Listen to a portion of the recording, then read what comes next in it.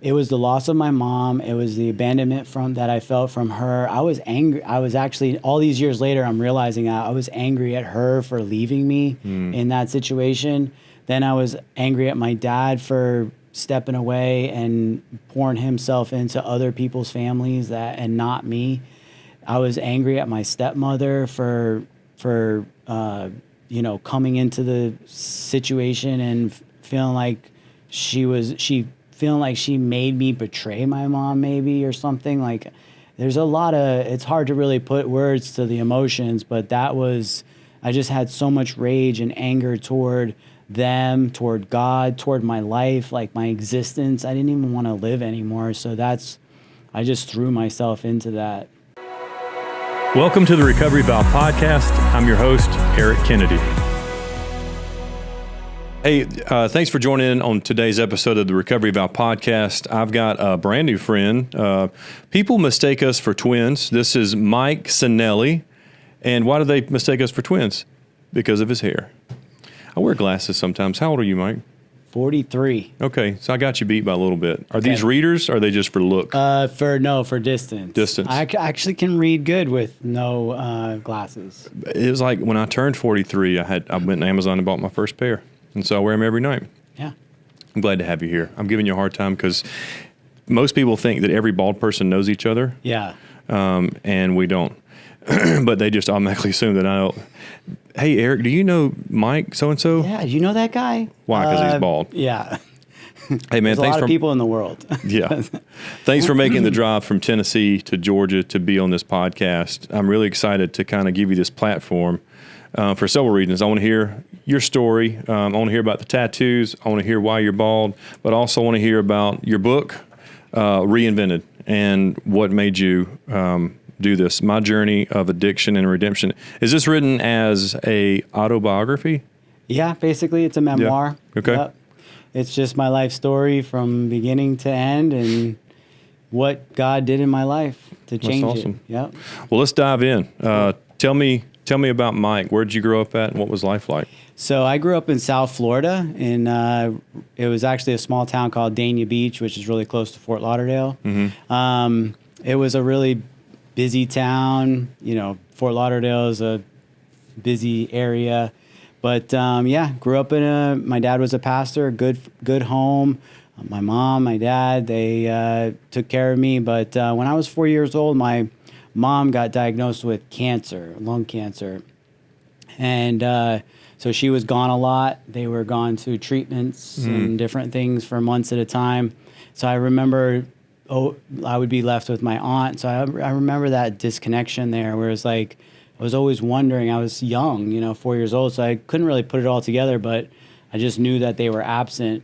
And my dad was a pastor, so I was told that if we prayed hard enough and believed that she would be healed, somebody had a vision, a dream that she would be healed. And so I took that and you really latched onto it. I was like, okay, and I'm going to believe. And then 3 years later, she passed away right before my 7th birthday. Yeah. And that I just realized that, I can't trust God because that didn't work. And I can't trust my dad because he represents all of that. Yeah. And that's a lot to think about when you're only 7 years old. I didn't really put it all together at the time, I think. This was like over the years kind of putting pieces together. The only thing I knew at the time was like, yeah, I didn't trust God and I didn't trust my dad. And I'm just going to have to figure it out, figure out life. That's a lot because you're PK, pastor's kid. You kind of growing up in the church, have a loss. So you're already in some type of recovery before you even became an addict. Because you're in recovery of the loss of your mom. Yeah, recovery of in grief. Yeah. Did you talk to your dad that I'm mad with God? Did he try to walk you through that, or you just kind of closed off that relationship? It was interesting. At the time, he was hurt. I mean, he had just lost his wife. You can figure like he was hurting as well. But he threw himself into his work, which happened to be he was an associate pastor. and he was counseling other families going through their tough times, tough seasons, losses, whatever. And my kid's good. We talk about it now. We have a good relationship now. But then he thought, well, my kid's good. My kid doesn't need counseling. Like we're a good family. Like, and he threw himself. So I can remember many nights. I'm an only child, no siblings. Many nights he would be on the phone 3-4 hours into the late evening. And I would end up putting myself to bed, 7 years old, 8 years old, 9 years old.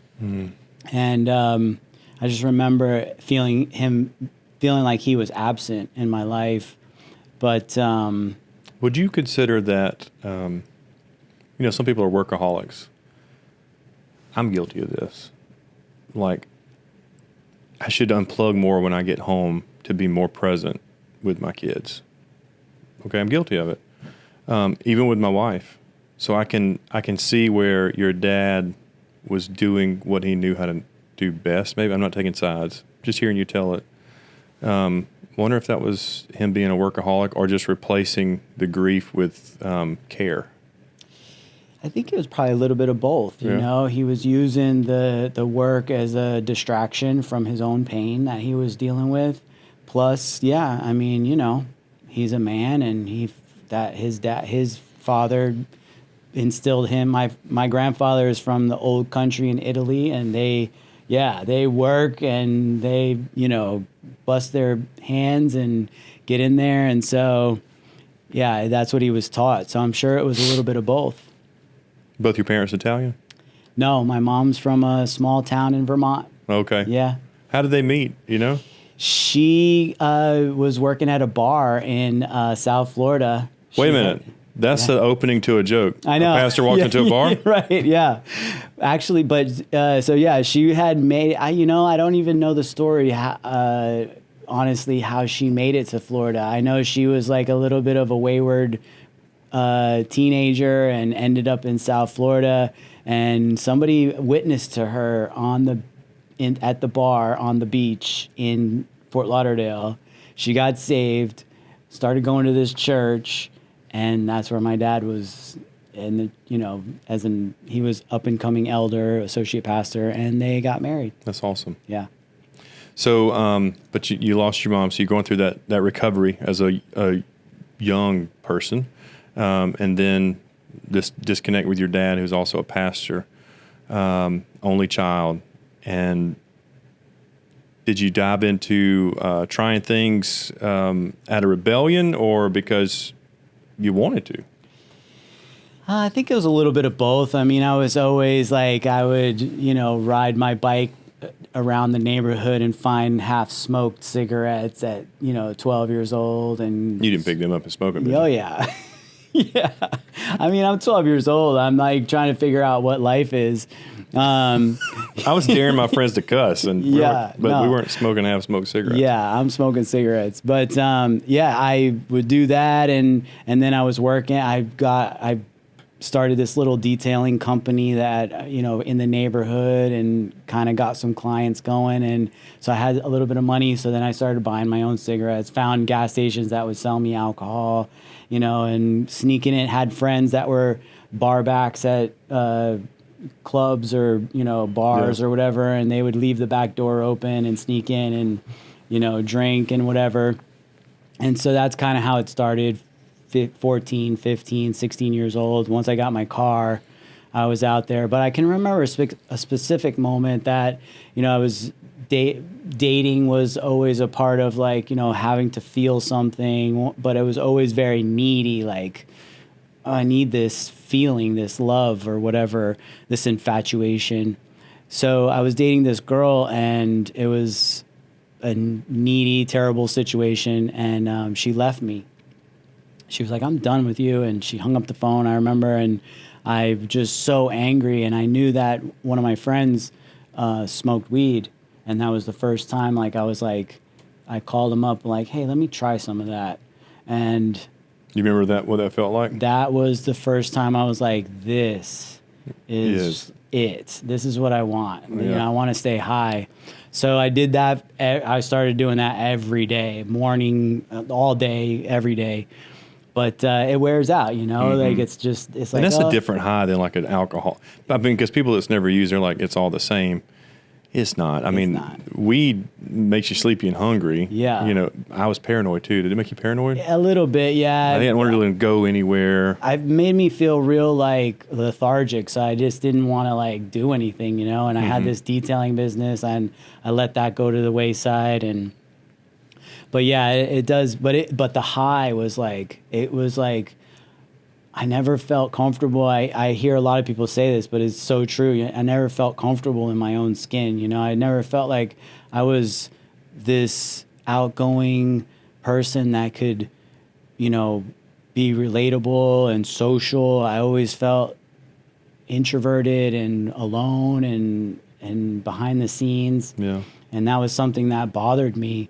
So when I started smoking weed, it kind of got me out there a little bit. I was able to talk a little bit more and stuff, but it wore out. And I dropped out of high school in the 10th grade. I was homeschooled, so it wasn't really that big of a deal. That just makes me laugh a little bit, Mike. Yeah. What does dropping out of homeschool look like? Right. You walk away from the kitchen table? Yeah, you just stop doing the work. You just close the book and never write in it again. Basically. Was your dad doing your homeschooling? Okay, so I guess we skipped a piece there. I'm sorry. My dad got remarried when I was 10 years old to my stepmother. And that was an interesting situation, an interesting dynamic. We had a hard time getting along in the beginning.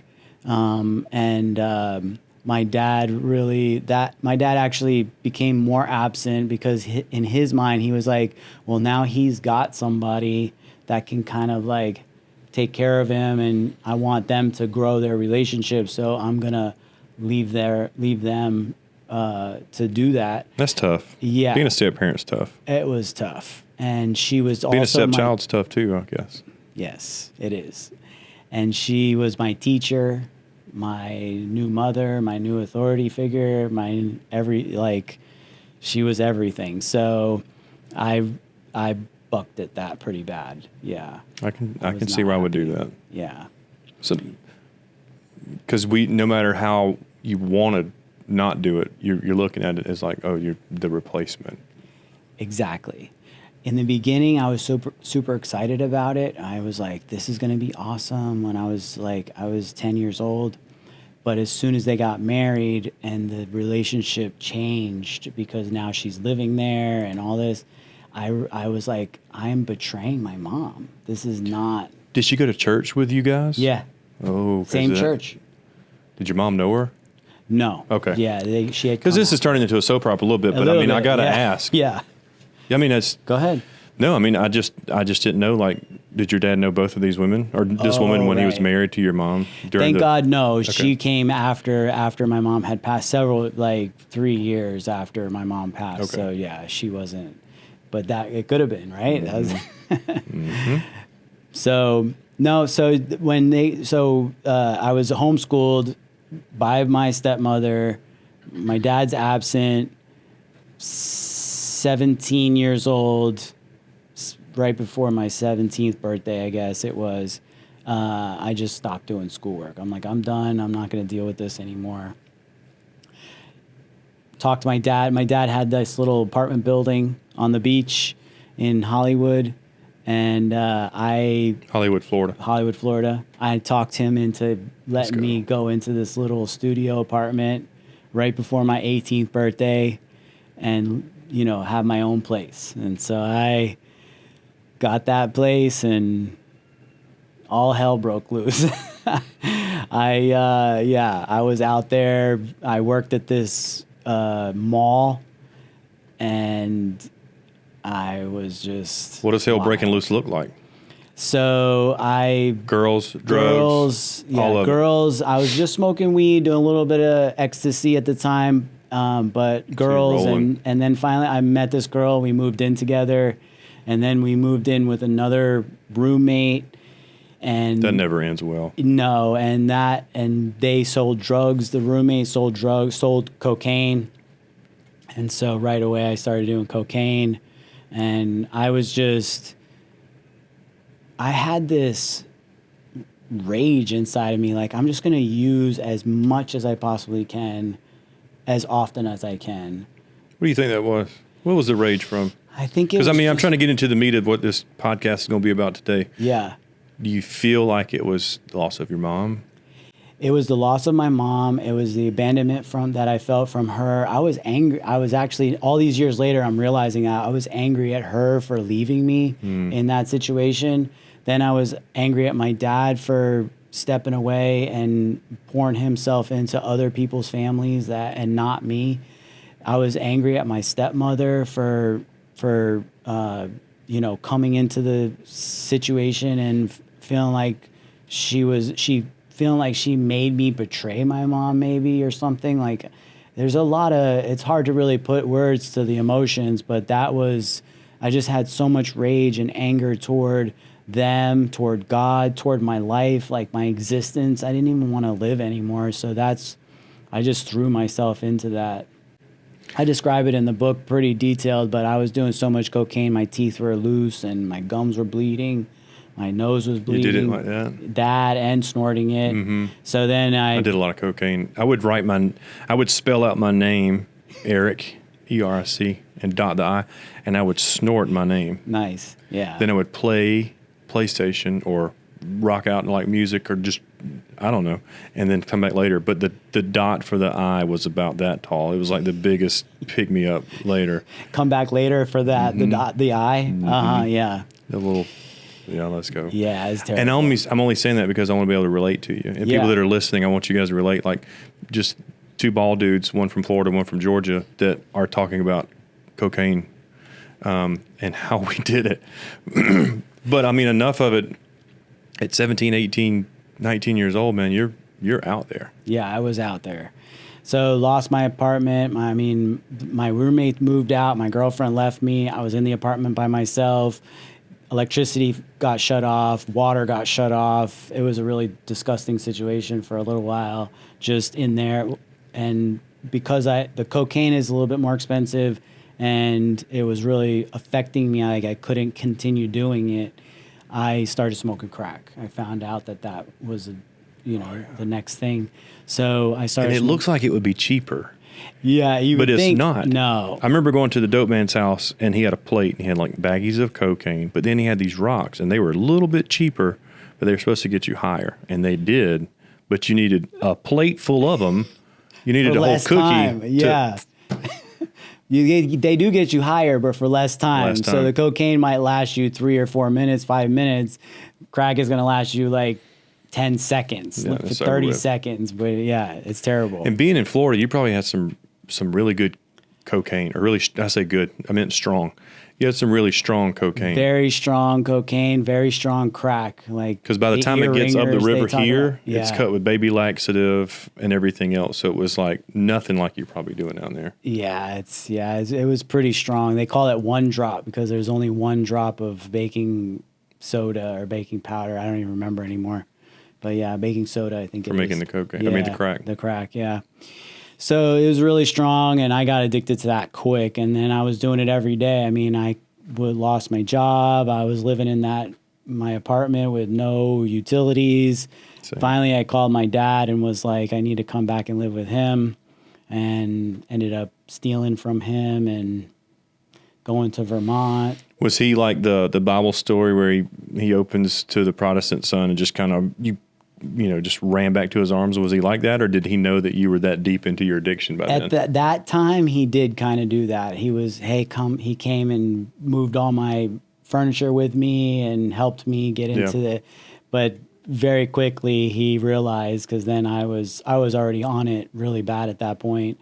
I was, right before my 20th birthday. So I was, So I stole his credit card from his wallet and went to the ATM and pulled out some money. And I tell the story. I found the PIN code. I was digging through his papers looking for cash, and I found the PIN code to his credit card. And then that night I stole the credit card from his wallet. Do you remember how much money you pulled out? I tried to pull out 500, but they wouldn't let me. So I just pulled out $50. And then, but I went back like 4 times, but then they stopped me. Mm-hmm. I've done some things like that, debit card on my own. But if I needed to buy time because of my habit, I used to mail the water bill to the power company and the power bill to the water company and call and say, "Oh, it got crossed up," or not put a check in there and just send back the statement they sent me in the return envelope. Yeah, because it would buy me some time right. to get through the weekend or something. Yep. That's so stupid. It's stupid. Put the envelope in the deposit ATM with nothing in it, Mm-hmm. and they give you like immediate $100, and then pull it out, and then crazy stuff. So, the credit card company called him the next morning. That's when it really hit him that I was like out there, and I tried to sign up for the Army. What made you think like joining the military would be the best thing to do in this moment? Yeah, it was a horrible idea, but my dad was like, "You have to figure something out. You have to get out of my house." So immediately I packed a bunch of stuff into my car, and I was living in my car in a parking lot, and I was like, "This is not sustainable." Wait a minute. How long did you live in your car? For a couple weeks. In a parking lot? Yeah. Man, that's horrible. Yeah, it was horrible. And I couldn't even stretch my legs out. That was the worst part, is I had to sleep with my knees crunched up, and I would wake up in so much pain. I was like, this is horrible. So I was like, well, let me see. I'll go join the Army. I was like, yeah, that's a great idea. And so I went and applied, and I did the ASVAB and all the testing and everything like that, and they came back dirty urine, cocaine.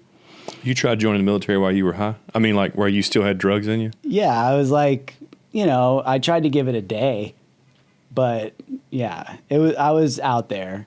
I was not thinking straight. Same.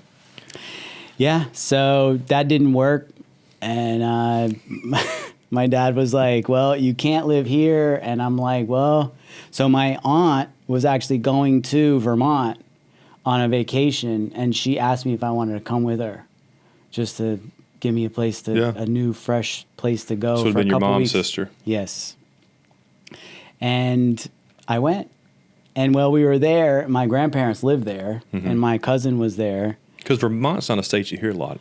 People don't talk about Vermont. Vermont is a pretty state to drive through. Okay. And here's why I bring it up. I had a guy that came on the podcast. You guys can go back and look. He is like the hype man for NASCAR. Okay. Black guy. Super, super cool. But he's from Vermont.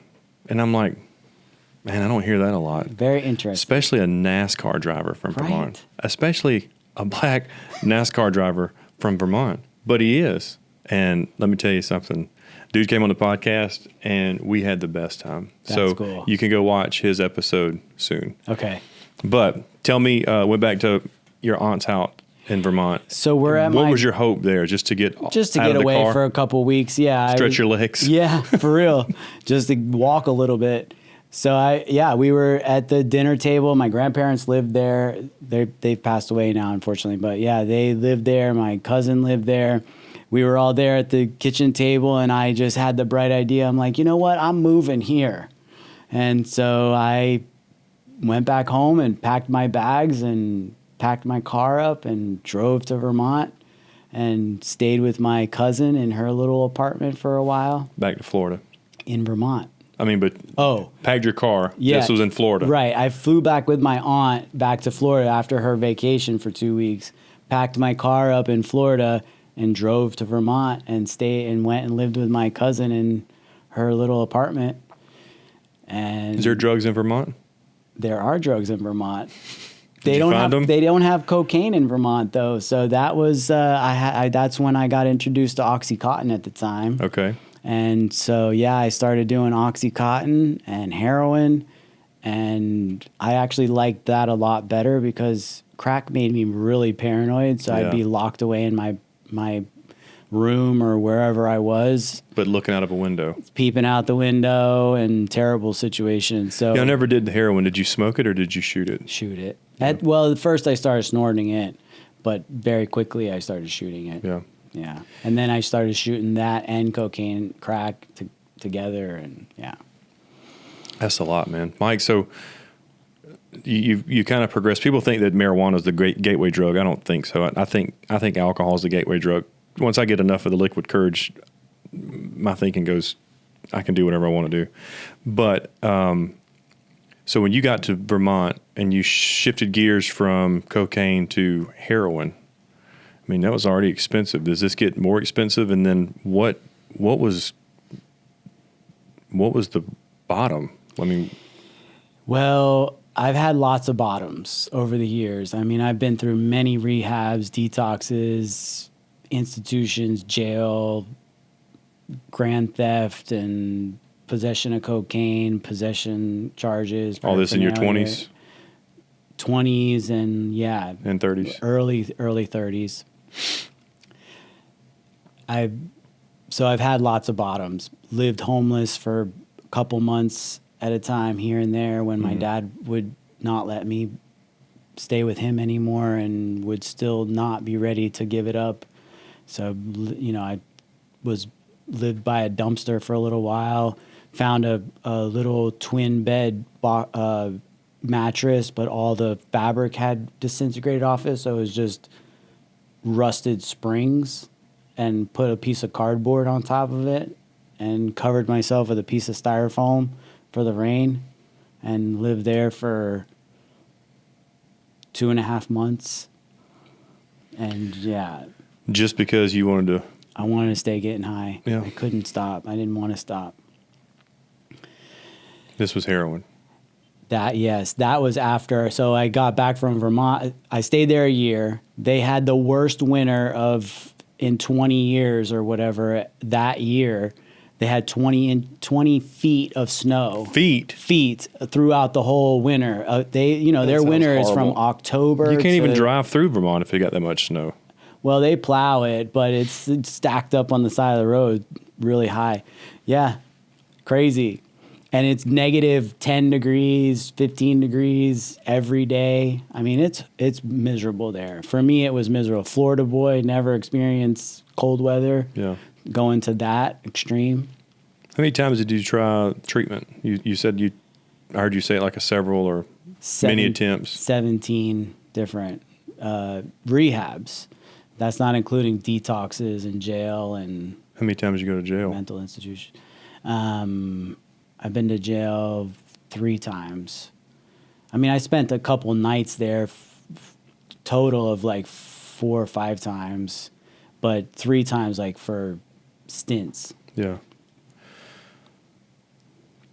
I guess I'm the one-time rehab thing, whatever. Like I did it the one time, but I made it like a vow, like I'm not doing this again. But you had to. Why do you feel like tell a listener?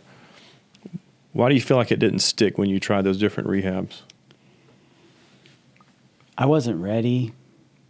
In the moment, I was ready. In the moment when I went in there, I was ready to but I did it because I didn't want to experience the consequences anymore, not because I wanted to change. And you want it to be like painting a wall where it's a quick fix, you see immediate result. Yeah, just go in there, do my 30 days or 60 days or whatever, and then be able to get out and be normal. And if I wanted to have a beer once in a while, that's cool. Or whatever. If I wanted to smoke some weed once in a while, I mean, that's cool. And every time I would end up... We're not wired that way. No, yeah. It'd be quickly 10 beers and a gram of Coke and, shooting heroin within weeks. And so you didn't do any of the work when you got there? I would do the work while I was in the rehab, but when I got out, I wouldn't continue doing the work. Wow. I just wanted to be normal. So I would just think that being normal meant not doing meetings and not, working on myself and dealing with my grief and stuff like that. That wasn't even part of the equation when I would get out. I got you. Yeah, you got to do the work. The healing is the key. Healing, because I would use because of that rage that was inside of me, that anger, that frustration, that sadness, that depression, the anxiety. I would use to run away from all that. Talk about that rage for a second. Tell me one of the craziest days you remember in your addiction. I was hiding from my wife. She was calling me incessantly and thinking that I was either dead or in hospital or something like that. She was calling, and I was just ignoring her phone call. And I was in this abandoned house with no utilities and this bedroom at night, and it was disgusting in there. And I remember it was dark, and I had a little candle, but the candle was so dark that I couldn't really see what I was doing, and I was cooking crack. Well, you melt it down in vinegar anyway to shoot it in my veins, and I was so high and so paranoid that I was digging around to find a vein in my wrist, because I couldn't find any veins anymore. I was so dehydrated, and the lights were out, and I saw roaches coming like this up close to me. There was like a bunch of them. The house was abandoned. And I was digging around, and I hit a nerve in my hand, and my hand was numb and asleep, and I was like in so much pain, but I still hadn't found a vein, and so I switched hands to continue digging for a vein to get that shot of crack in me. And that, I'll never forget that. It gives me chills even right now just thinking about it, how depraved and disgusting that was. It's dark. Yeah. It is dark. I love when people tell stories like that, even though it's a short story. I'm sure there was a whole lot more to it. I can see you in that house, you know? Man, yeah. Even right now, I've got a little sick to my stomach thinking about that. It's just such a disgusting place to be, and just thinking like, wow, that I was that person at one time is just, it blows me away. Did you find the vein? Yeah. And you got high? Yeah, I ended up. And then what did the next day look like? Did your wife have to come get you? Did you finally answer the phone? So the next day, she was at work, and so I went back to my house and snuck in and took a shower, but I had hit that nerve, and my hand was so numb, and I was in so much pain that I ended up going to the hospital, and I lied to her and tell her that I like hit it on the back of my truck, and must have maybe damaged it, broke it or something. Went to the hospital, got bandaged up, and got painkillers from the hospital. Crazy situation. Is this this is your the wife that you're with now? Yeah. Mm-hmm. So when did you guys meet? Well, we met in 2009, but we got married in 2016. Okay. Yeah. And you were in Vermont or Florida? In Florida. We met in Florida. We broke up when I came to Chattanooga. I came to Chattanooga for rehab, and we broke up. We were kind of dating off and on. I was in my mess, and then I get clean, and we'd kind of try, but then we had broken up for a year and a half, went to Chattanooga, thought that we were done. I went back to Florida to share my testimony one time. She was there to like get closure, to hear that I was doing okay. And she came to hear you speak. Yeah. Oh, wow. To share my testimony. And the reason she came was to get closure, because she was not going to continue with the relationship.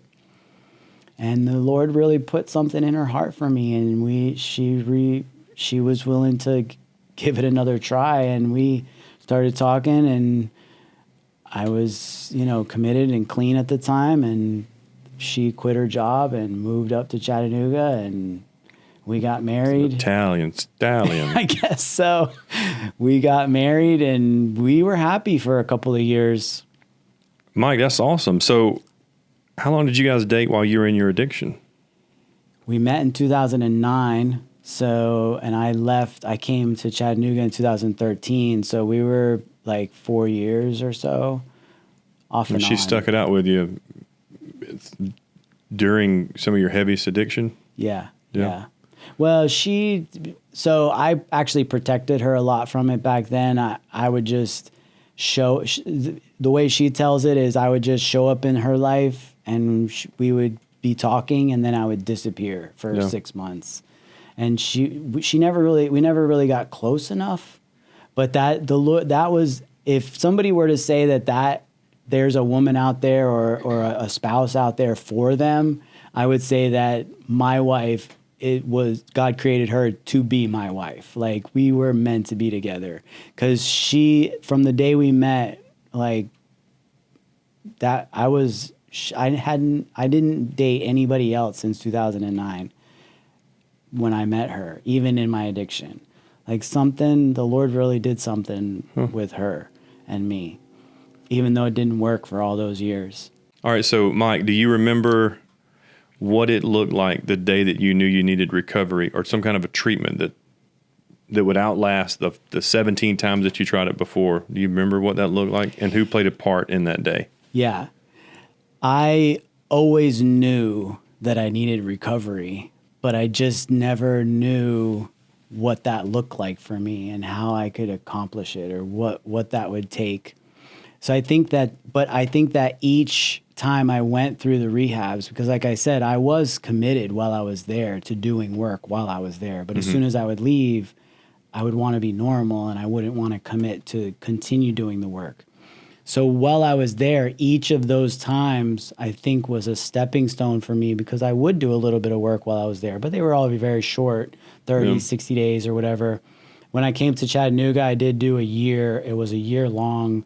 But it wasn't really like therapy type. It was just a Christian ministry kind of program that you just work and read the Bible. And so that really helped me get close to the Lord. But this treatment place was in Chattanooga? Yeah. So that's what brought you to Tennessee? Yes, that's what brought me to Chattanooga. Okay. Yeah, that's why I came for rehab. But all of those times was leading up to that day, the day that I actually got clean. And each time I was doing a little bit more work. I did lots of therapy, went to EMDR, which is like rapid eye movement, some kind of eye rapid movement. I forget what REM. It's a type of therapy where like you talk about your story and then once you get emotional, they tap on your knees and like make you move your eyes back and forth. And that's when you're in REM sleep. That's when your amygdala, where your fear is, and your frontal cortex connect, and you can process that stuff into something that you can understand and like. I've never heard that. Yeah, I'm not a therapist, so I'm having a hard time like putting all the words together. I'm excited to pretty cool. Take a nap later. Like, I know, right? Hoping all this get it all up in there. Yeah. So your frontal cortex and your amygdala like connect, and through the rapid eye movement and the touching, you can get grounded, and it helps you process some of that grief and the bad feelings that I was using over. I've never heard that study. It's pretty crazy. Yeah. And it worked. So that was a piece of it. So I've done a lot of these therapies and these different things. So at that day, I think it was a culmination of all those things. I was going to detox on my own. I was sick. I had been through rapid detox, which is, I don't know if we have time, but it's a whole nother thing. You go and they put you to sleep and they pump you full of a drug called naltrexone, which helps it blocks your receptors from being able to accept opioids. How long were you asleep for? I think 2 hours. Well, they put me to. I was asleep the whole night. But you know what this is? This is Inception. It might be. It's pretty crazy. I woke up. It's torture. I felt horrible for like 5 days afterward. because they basically like throw your body into detox. The doctor said I did it twice. The doctor said the second time you were flopping around on the bed like a fish, and he said I'm lucky that he told my wife, "You're lucky that I didn't bring him out in a body bag." He's like, "I'll never take him again." And this is on the rapid detox, not the EDMR. No, that's a different thing. Yeah, Okay. That's therapy. This was like rapid Shock. detox, crazy, terrible. Anyway, so Day recovery. I was sick of rehabs and rapid detoxes and all this stuff. My body couldn't handle it anymore. So that I was like, babe, she knew I was getting high. I was like, can we go to out of town? We went to Pigeon Forge. We got a Great hotel spot. room. Yeah. And I was like, I'm going to get away from Chattanooga because, when you're detoxing or whatever, you're like, I know what can heal me, so you just go get it. But in Pigeon Forge, I don't know anybody, so I couldn't just make a phone call. Right. So we went there, we drove there, but I brought a gram of heroin with me. I'm like, I'm not going to like just detox, right? I'm like scared, But we got the hotel room, and I was dipping into bathrooms, snorting heroin. I was snorting at the time because my wife had started looking for needle marks, and so I didn't want to give it away, but she knew. So we went to the hotel room, and I went into the bathroom, and I was like, I just can't keep doing this. And I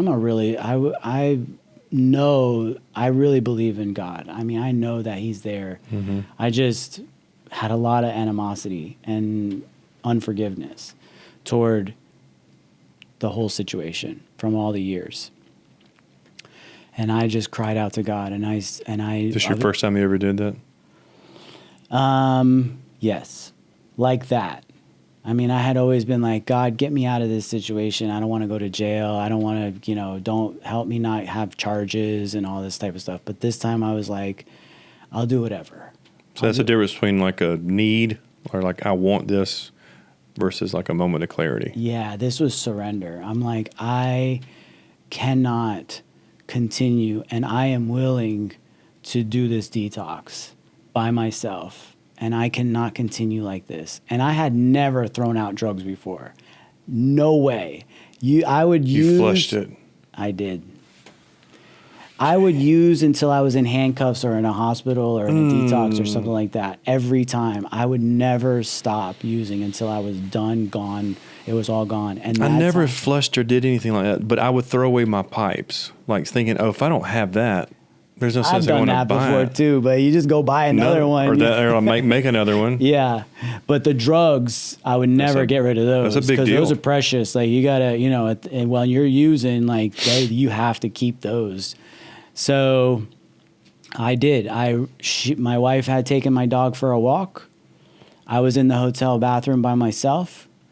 And I cried out to the Lord, and I ripped that bag open, and I threw it in the toilet, and I went out. I washed the bag out because I knew I'm going to be digging in the trash and try to snort the corner, if I'm going through the detox. Like that's just how the addict is.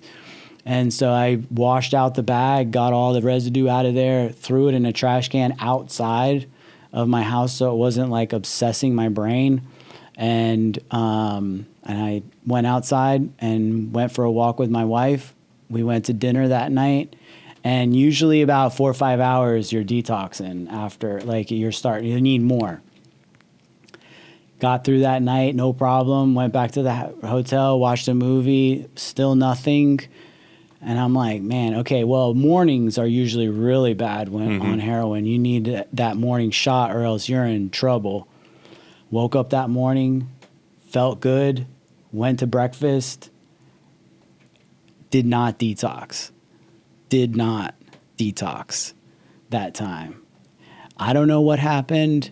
I even thought about calling my dealer and asking him if he had been giving me bad stuff for the last 3 months. No way. I mean, I was getting high. There's no way. Same kind of thing happened to me my last day. I bought $60. Well, I got $60 worth of crack fronted to me, and I had like a a half a pint, and I smoked the crack, and I drank, and I was just like I am right now. I didn't have anything. It didn't even hit you. Mm-mm. Man. So I know exactly what you're talking about. Yeah. Like, it was like blocked. It was like a reprieve. It was like the obsession was lifted off of me. Now, not to say I'm not naive to the fact that if I don't continue to do the work, like I have routines, practices, I have accountability, I talk to people, I go to therapy still like every other week, by myself and with my wife.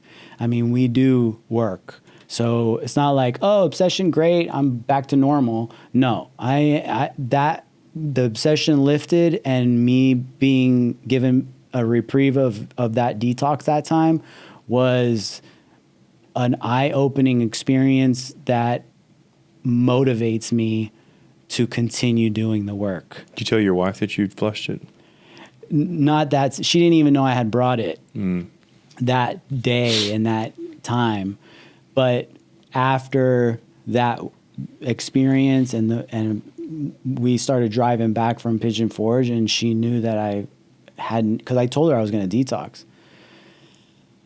That's when I started telling her, like, you know, this is pretty crazy. I had a heroin with me and I threw it out and I haven't detoxed. And she was like, it's hard for her to really grasp the gravity of the situation because she's never even smoked a cigarette. I mean, she's like clean as a whistle, which is great for me because there's no temptation there. But yeah, she's a believer in the Lord, you know, and so she was like, this is so cool. And that's what, so I started going to a therapist. It was crazy how it worked too. My wife was like, you know, we need to start seeing a counselor together. And we couldn't, I had been through so much therapy over the years. I mean, counselors that just tick you as a number, take your paycheck, take your check, whatever, you're just another number. But through so many series of events, which was so cool, through a website that my wife randomly found this lady's phone number, and she called, and we ended up starting to go to this therapist. The therapist told me, you should start writing your story just as a therapy thing, like, and then come in and talk about it. So you can start digging that stuff up. So I started writing it, and I started writing it as a movie in a third person. Like, Mike did this and Mike did that, and these people did this to Mike and whatever. And she was like, you could actually write a book. How far into recovery did you have when you decided to do that project? Like 6 months. Whoa. Yeah. So when you told your wife about what happened in Pigeon Forge, you didn't come back and go to treatment. You tried treatment. You're doing this on your own. I came back and we found this therapist, this therapist, and we started doing therapy. I told some people that are close to me, some accountability people that know about addiction, what had happened. And I started being committed to the Lord, like throwing myself into service. And so there's 3 important things you just said there. That you found recovery and treatment through working with a counselor or therapist. You had that spiritual awakening, so you had that relationship with God as you understood Him. And then you surrounded yourself with people that you knew would be accountable. Yes. And so I say that to say that, you know, some people have to go to treatment. Some people do it because they go to church, or some people do it because of a spiritual awakening. But then some people, there's different ways people can get into a recovery program, treatment, however you want to say it. Right. And so I just think it's cool that we highlight that because you were married, you didn't lose your wife. Thank God. But she was there during, you know, all those times you did try it. And at the end of the day, you learned what you needed to do from those times that you visited treatment, and then you were able to just apply it, I guess, later. Am I saying that right? Yeah, that's basically it. I knew that I needed the accountability. I knew I needed to work through the grief and the deep trauma that I had gone through over the years. And I knew I needed my relationship with the Lord. What How did she feel through all of this?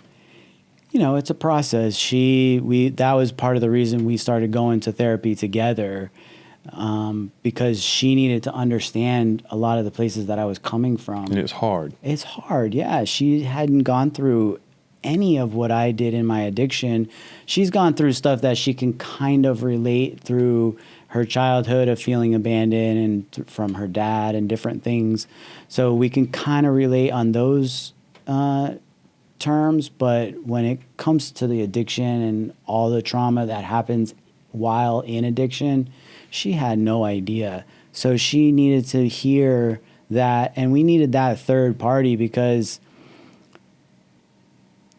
when you love somebody, I mean, you know how it is. You don't hear what the person's saying sometimes when you're that close. Yeah. And sometimes you need that outside voice to be like, wait a minute, like, this is what's really happening here. You're not really saying it. You're not communicating it properly.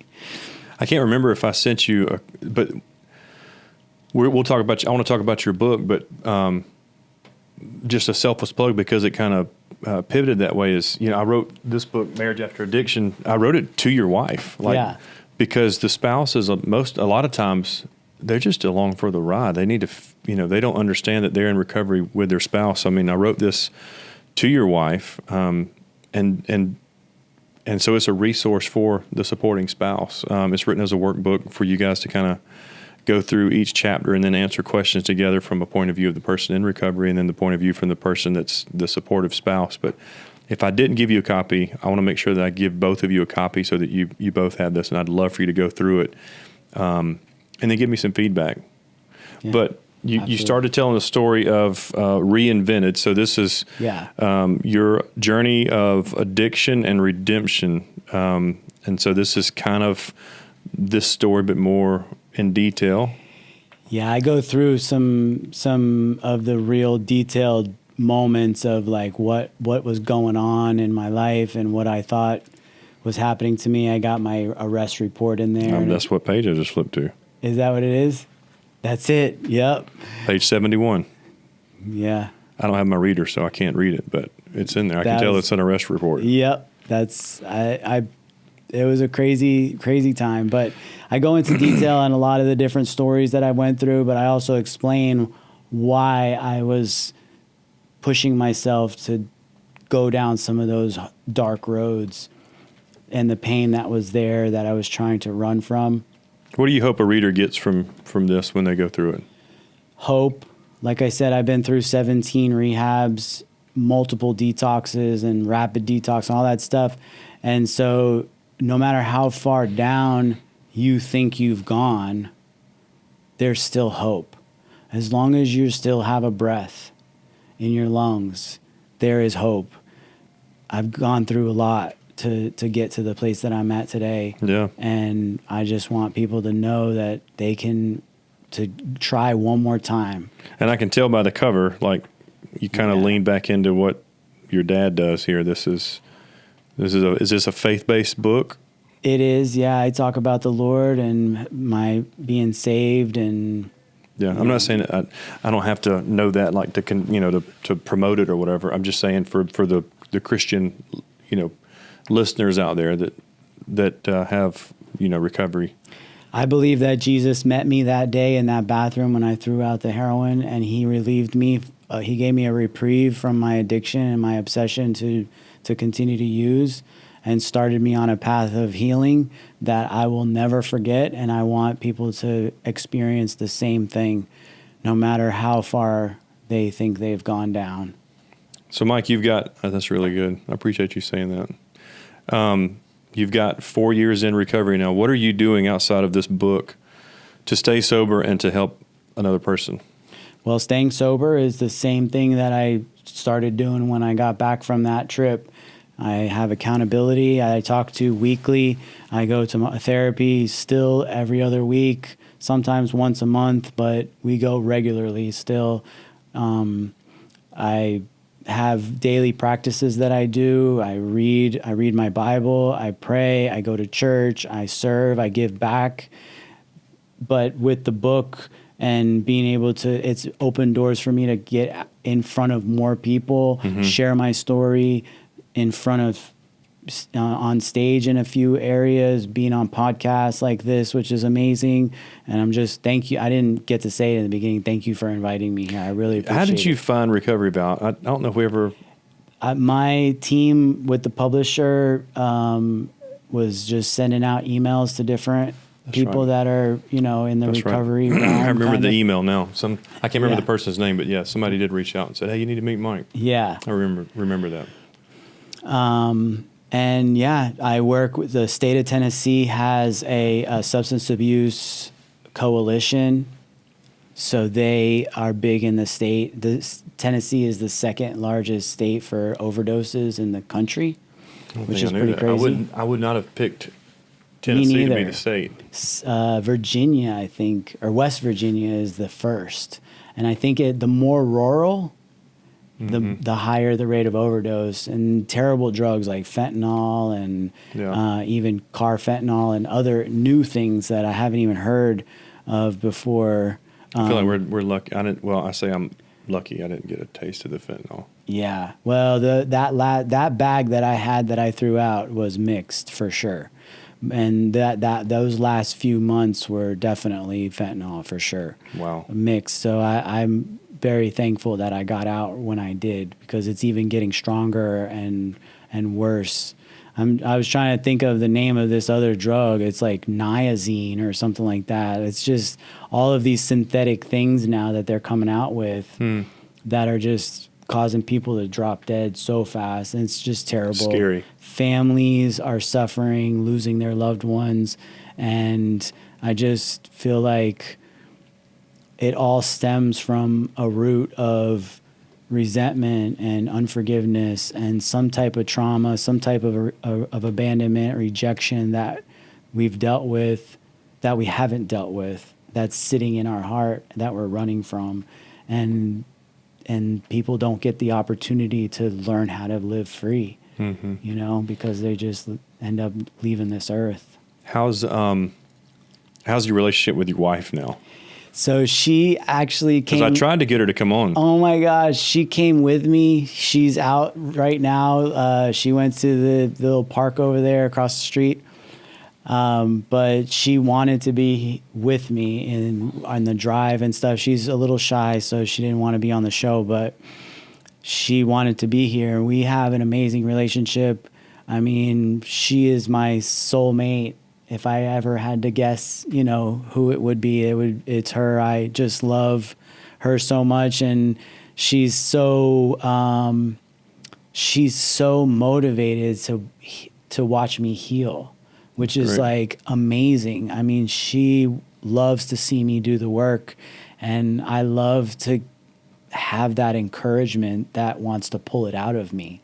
And it's just this great, relationship that has helped me so much. How about with dad and stepmom? Did you guys ever button things up and kind of make amends? So my dad and I are in a really good place. We're good friends. We talk pretty regular. My stepmom and I are in a much better place than we were, and we're still doing some work on that. But that's good. It's rolling process, right? Yeah, and it's good. It's great. The Lord's blessed us with this. We're entrepreneurs. We have a little business. We have some rental properties and stuff, and it's given us some freedoms, economically, that we can kind of move around. So we spend some time in Florida with my family, her family, my wife's family, and in Chattanooga, and just serving and giving back to the community. That's awesome, man. Before we go, tell me about these tattoos. Yeah, so I always loved tattoos, and I had some pretty raunchy ones over the years, just going out What's drunk. What's a raunchy tattoo look like? Just Is terrible. It like one of the naked women you can... No, but just terrible lines and all faded and ink bleeding into different areas just because I was drunk and went to some, random, yeah. And I hated them, and I wanted to get them covered up, but I just didn't trust any artists. So went to Kay Boak in Chattanooga, Tennessee. Let's go. She'll love the plug, but she is amazing. Did some really great work. So I just went and got everything covered. Good for you. Yeah. They look awesome. Thank you. But there are stories behind all of them, but. Well, are they in the book? No. You got to write another book then. I know. I'm working on it actually. Are you? I'm working on a self-help book that's gonna follow some of the main heart-wrenching stories in the memoir, but then put some practical steps in like what is helping me learn how to dig those things up, and then learning how to allow the Lord to heal them. That's good, man. Well, Mike, Italiano. I appreciate you coming by the podcast, man, and just sharing your take on what addiction looked like, but then what you're doing in recovery and your marriage and your family. So I really appreciate it. And Thank you so much. I am very proud of you, man. Yeah. Love your haircut. Me too. It's easy, right? Just a couple of swipes with the razor. All right, so I met a guy named Danny Shepard. He's from Australia. He did a podcast with him. He told me about this thing called Pitbull. It's like the handheld thing. I just do it every day. That's cool. That thing, it was giving me, I tried one. It wasn't the Pitbull one, but it was the same style, and it gave me a little bit of a rash, but I have this razor. Yeah, I used to do it in the razor. It's so fast. I do it in the shower. It's great. All right. Hey, guys, thanks so much for joining us on the Recovery Vow podcast today. I had a fantastic conversation with Mike, and you can get a copy of his book, Reinvented. We'll put a link to it in our show notes. But for you guys that believe in what we're doing, we are a nonprofit. We are looking for sponsors and supporters. So if you are interested in making a small monthly $20 or $30 contribution, you can go to our website, recoveryvow.com, and you can sign up to do that there. And you may not ever see the couples or the individual that you're helping, but we are using that to create content, create online courses, and help people right where they are.